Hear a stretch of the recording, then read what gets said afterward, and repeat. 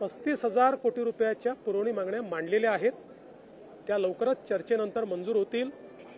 आपण जर बघितलं तर आपला अर्थसंकल्प 6 लाख कोटीपेक्षा मोठा आहे. जेव्हा आपला अर्थसंकल्प 2-2.5 लाख कोटीचा होता तेव्हाही आपण 15,000 कोटीच्या पुरवणी मागण्या मांडायचो. आणि विशेषतः जेव्हापासून आपण नवीन अकाउंटिंग सिस्टीम सुरू केलेली आहे तेव्हापासून पुरवणी मागण्यांची संख्या वाढलेली आहे.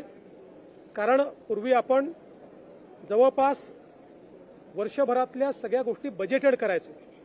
आता आपण त्या अर्थसंकल्पित केल्या तरी ॲक्च्युअल त्या मागण्यांच्या संदर्भात जे बजेटिंग आपण करतो ते पुरवणी मागण्यांमध्ये करतो.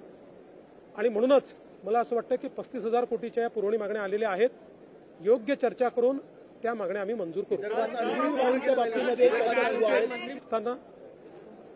महाज्योतीची स्थापना असेल, 52 हॉस्टेल असतील, शिक्षणाची व्यवस्था असेल, PhDची व्यवस्था असेल, वेगवेगळ्या प्रकारे विदेशी शिक्षणाची व्यवस्था असेल, रोजगाराची व्यवस्था असेल, सगळ्या बाबतीतली कामं ही महायुतीच्या सरकारने आम्ही केलेली आहेत.